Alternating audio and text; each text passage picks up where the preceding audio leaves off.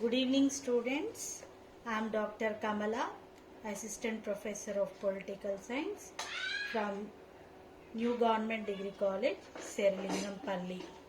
So, today we are going to discuss about the Prime Minister of India. Who is our Prime Minister? Yes, Narendra Modi. Right. So today we'll talk about the Prime Minister of India as well as his powers and functions. Right. So already we have discussed what is parliamentary form of government. Right. So the parliamentary form of government is that government where the executive will be responsible to the legislature. Right. Under parliamentary form of government, I have said that there are two types of executive. One is real executive and the other one is nominal executive. Now, parliamentary form of government is also known as cabinet government, responsible government and the Westminster government.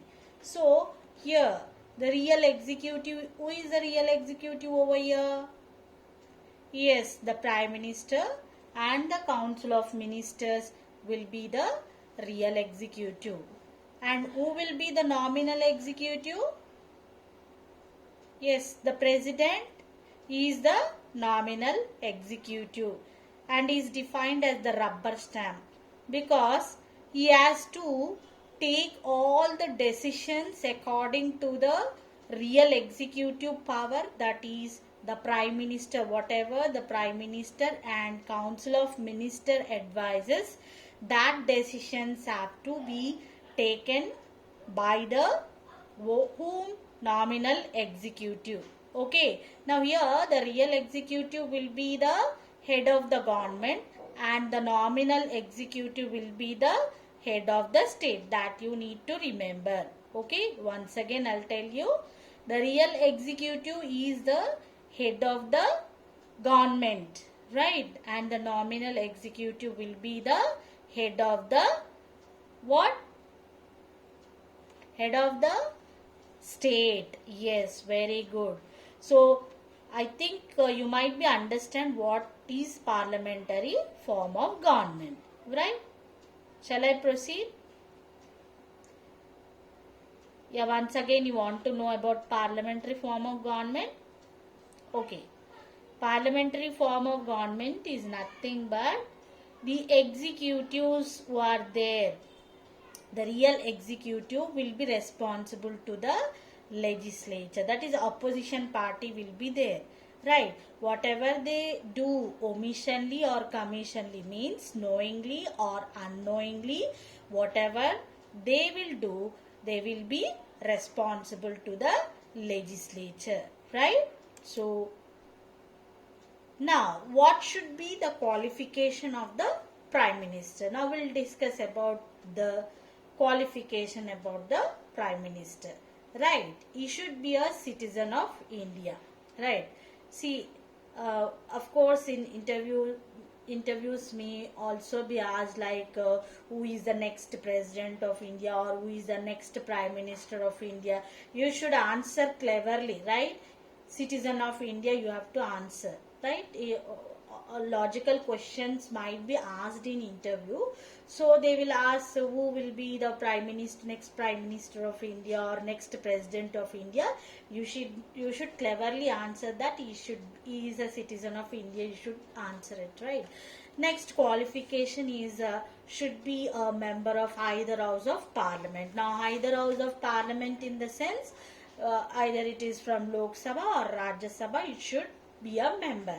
Okay, if not also, for example, if he is not the member, who if he means? Yes, Prime Minister. If he is not the member of the either house of the parliament, then he has to become the member within 6 months of his appointment as Prime Minister. Okay, and he should be the leader of the majority party. See, in a parliamentary form of government, what we have right to elect representatives like in a democracy. So in democracy we have different political parties, and in India also if you see we have multi-party system. See, there are different types of party like single party system, right? Single party system exists in mostly in communist countries, that you need to remember. Dual party system, we can give the example of America, okay, where Democrats and Republican parties will be there.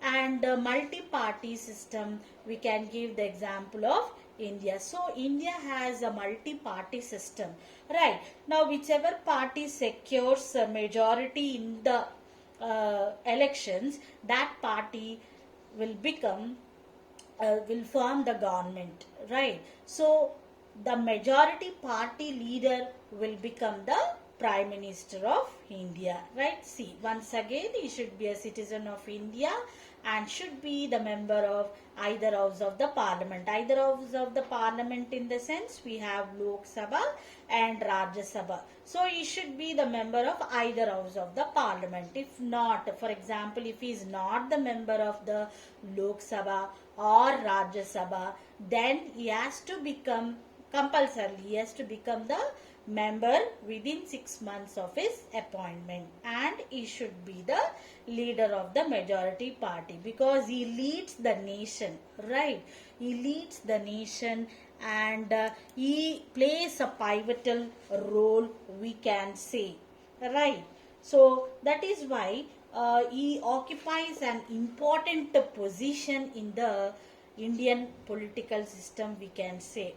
Now presently, if we see who is the first Prime Minister of India? Yes, Jawaharlal Nehru. After India became independence, first time the general elections took place in 1952. Almost about 17 years Jawaharlal Nehru has ruled the country, and after him Lal Bahadur Shastri, and so on. The term has been continued by Indira Gandhi, Rajiv Gandhi, Deva Gowda, Atal Bihari Vajpayee.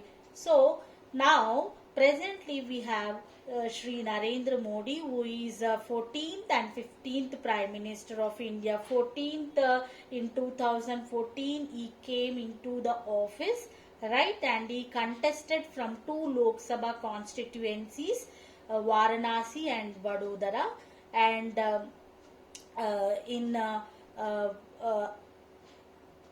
2019 he was again contested from Varanasi. So for two times, means twice is serving the Prime Minister, right? The 14th Prime Minister is also Narendra Modi, and 15th he is continuing since 2019, right? And he was also the Chief Minister of Gujarat during the period of 2001 to 14. That you need to remember. After that he came to the office of Prime Minister in 2014. Right, now if we look at the status of the Prime Minister is the leader of the house, and the party will choose the members of his cabinet, who was initially regarded as primus inter pares. Primus inter pares. See, as I have said that he should be the leader of the house, right? Leader of the majority party. So obviously, if the party gets the majority votes, then majority seats, then he forms the government. So he becomes what? The leader of the house, and the party will. What happens after the formation of the office of Prime Minister? Then he will choose his cabinet, and he is regarded as primus inter pares, first among equals. This was defined by Lord Morley, and not only that, a moon among stars. Now see how moon plays a pivotal role in the sky by giving light, right? And the stars are considered as the cabinet. So this was defined by William Vernon. Next, the pivot of the whole system of government. So he plays a pivotal role in the whole system of government. So this has been defined by Harold Lasky. And Nehru, he stated that the Prime Minister is the linchpin of the government. So see this, how the position or the status of the Prime Minister has been defined by different people in their words, that first among equals, moon among stars, and the pivot of the whole system of government and the linchpin of government, right? So this is about the position of the Prime Minister. Now, the most important thing we need to discuss is here is Article 74 and Article 75. Now, according to Article 74, there should be a council of ministers with the Prime Minister at the head to aid and advise the president, right? Now Article 74 is clearly says that he is there to aid and advise the president. At the same time, Article 75, which says that the Prime Minister shall be appointed by the president and other ministers shall be appointed by the president on the advice of the Prime Minister. And see, the same article says that the minister shall hold office during the pleasure of the president, and the council of ministers shall also be collectively responsible to the Lok Sabha. As I've earlier said, that parliamentary form of government, the executive is responsible to the legislature. So the Prime Minister as well as the Council of Ministers are collectively responsible to the legislature, right? So Article 75 of the Indian Constitution says that they are collectively responsible, because see, every act whatever they do by omissionly or commissionly, means knowingly or unknowingly, they are responsible to the house. And the members and other members should be the members of either house of the parliament.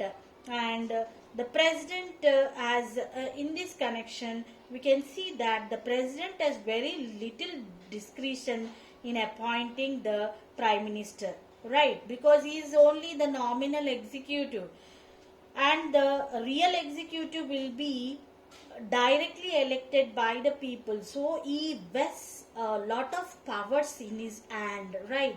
And the president has to act according to the what will and wish of the Prime Minister as well as the Council of Ministers. That you need to remember over here. So you need to remember the Article 74 and 75. Are there any doubts? No?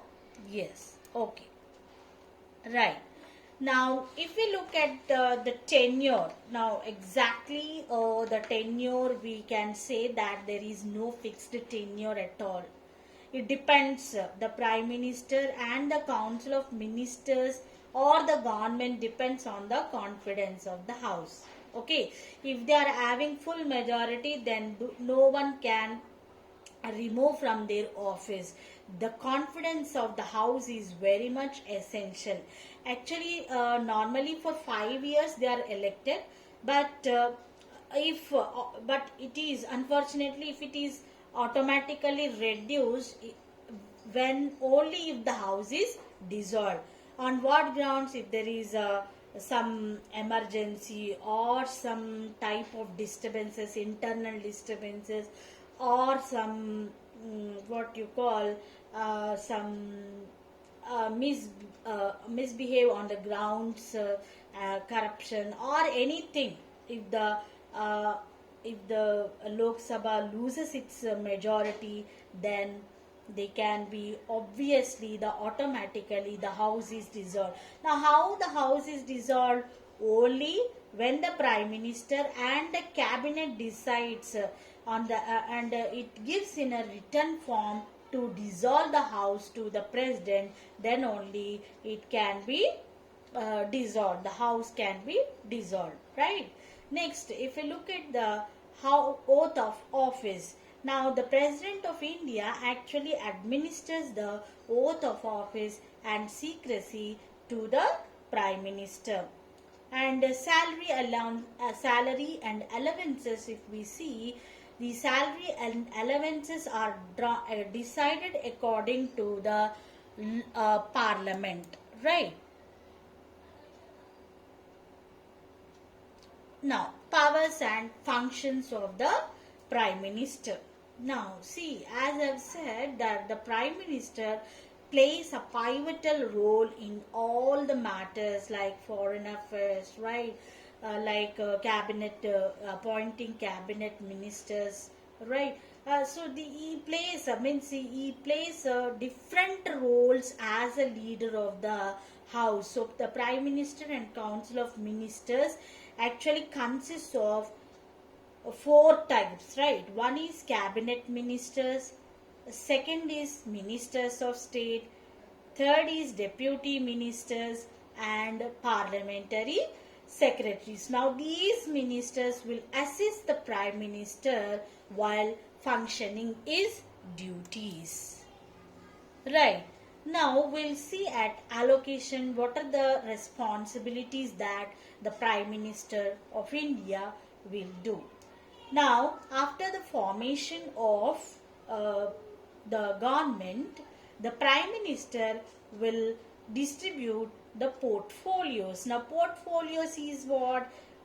Different departments, like for example, health, finance, education, right? So, he gives different ministers different portfolios in order to have the administration to carry out smoothly and effectively without any disturbance, and he can concentrate on other activities, right? So this is very much essential. After the formation of the government, he allocates different portfolios to the senior most ministers in his party, right? Next, he gives directions to the council of ministers. See, to carry out all the activities of the government, he gives necessary directions to the council of ministers, right? If the country is facing some floods or some like for example COVID-19, so he gives directions to the council of ministers to take necessary actions and conducts meetings and updates everything, right? Next, prime minister appoints other ministers also apart from this. Next, prime minister acts as the liaison between the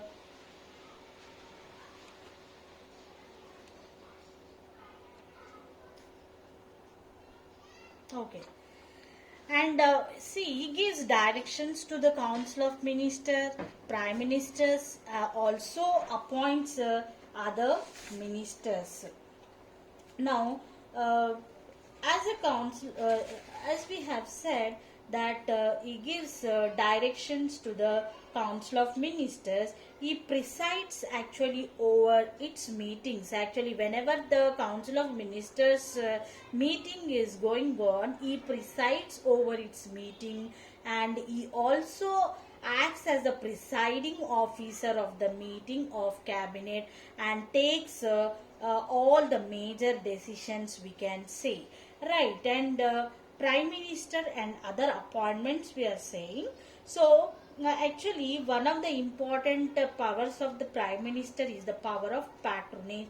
All the major appointment of central government are made by the prime minister in the name of president. Okay, see, all the appointment which are made actually are who is behind this? Only the prime minister, right? So Oh, for the namesake, the president makes the appointment, which includes, for example, chief justice and other judges of the Supreme Court and High Courts, the attorney general, the chiefs of army, navy and air force, governors, ambassadors and high commissioners, chairmen and members of various national commissions, the chief and the members of election commissions are appointed by the, actually, no, they are appointed and by the prime minister. Means this,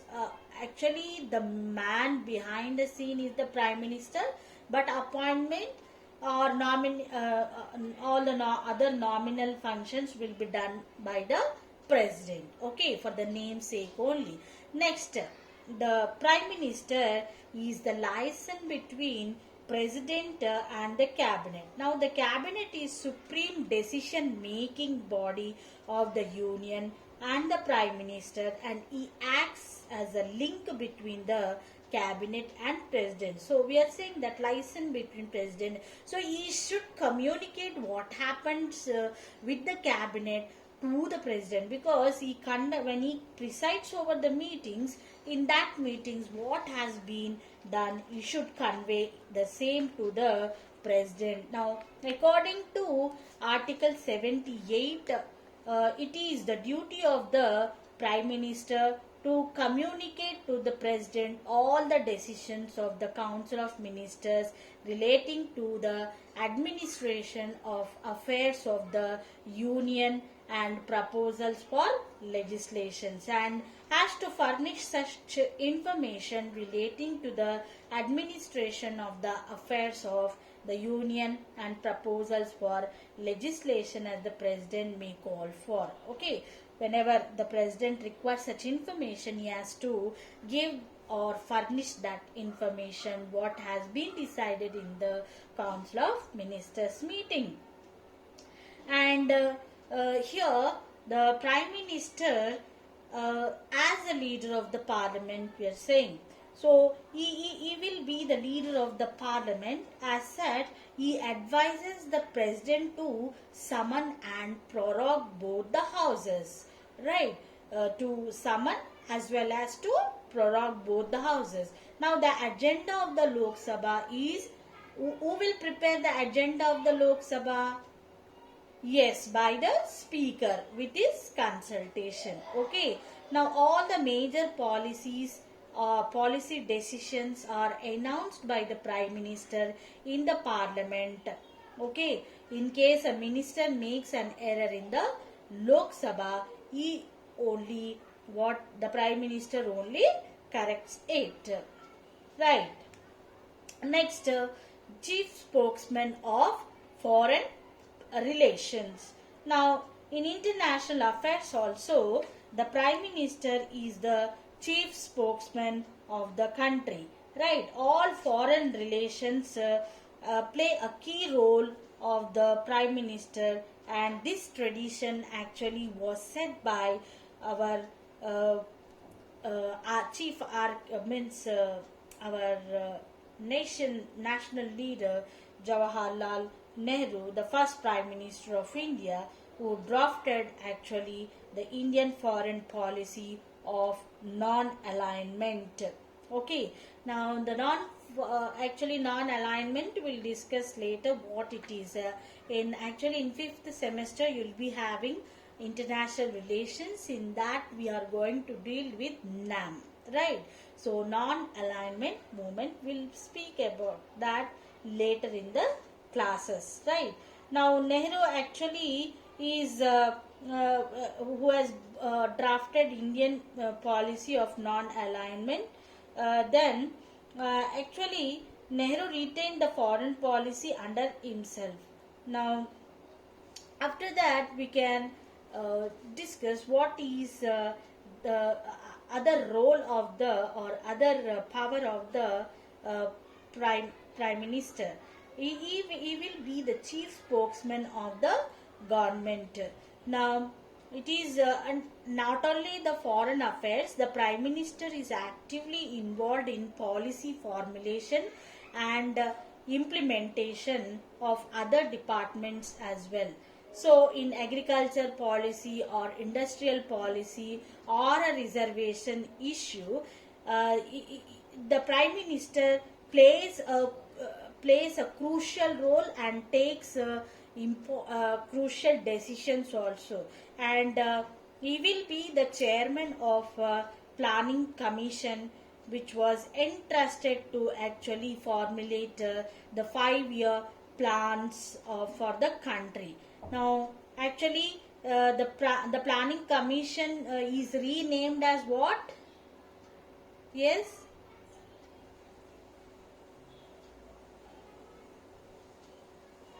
No idea?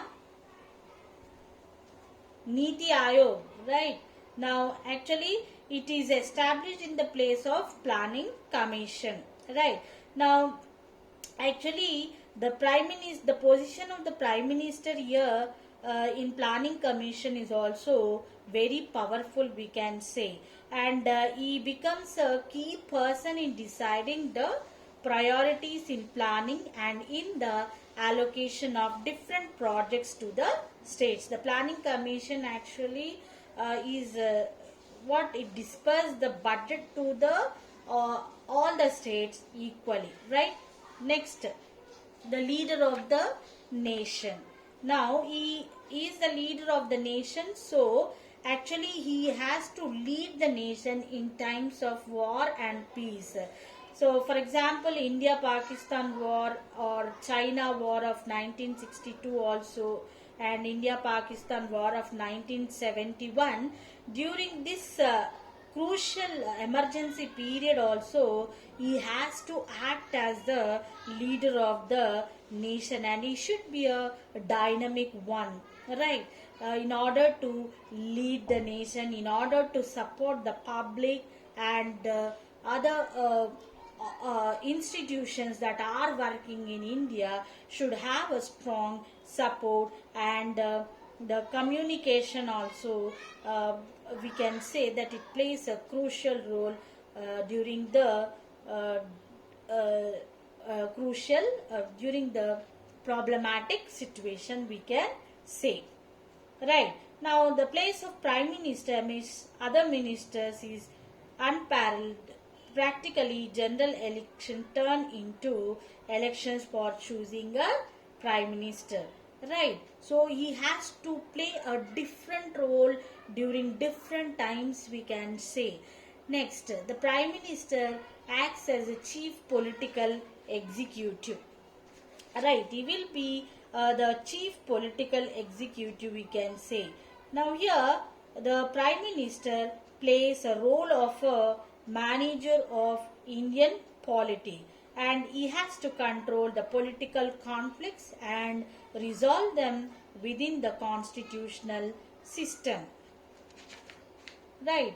And now during the prime ministership of Rajiv Gandhi, who has made an effort to solve the problems of extremism and terrorism by making agreements such as Assam Accord, Naga Accord, Sri Lankan Accord, and so on. So also the prime ministers play very pivotal role in as a chief political executive. Now, if we see the other powers of the Prime Minister, he plays an important role in shaping the foreign policy of the nation. See, foreign policy is very much essential for the development of a country, because geographically the places are allocated in means they are divided into richly, economically, politically, so we have to maintain relations with other countries. So he plays an important role in shaping the foreign policy of the nation. Trade, right? Exim policy, we can say exports and imports can be done only with the help of the foreign policy, right? Next, he is the chief spokesman of the central government. So he is moon among stars, as already we have talked about his status. So he will be the chief spokesman of the central government. and he is the leader of the ruling party, right? And he is ex officio, as we have earlier slide we have discussed that about planning commission. So he is the ex officio chairman of the planning commission. Now it is known as Niti Aayog, and he will be the chairman for National Development Council, National Integration Council, Interstate Council, and National Water Resources Council. This we will discuss later in other classes, right? He is the and the crisis manager in chief at a political level during emergencies, and he is the political head of the armies. So the prime minister, let us look at the prime minister's duties. What are his duties? Actually submits, because he acts as a liaison between the cabinet, council of ministers as well as the president. So he submits the reports of all the affairs of the council of ministers to the president and gives full information to the president regarding any emergency or any sudden development in the foreign policy also.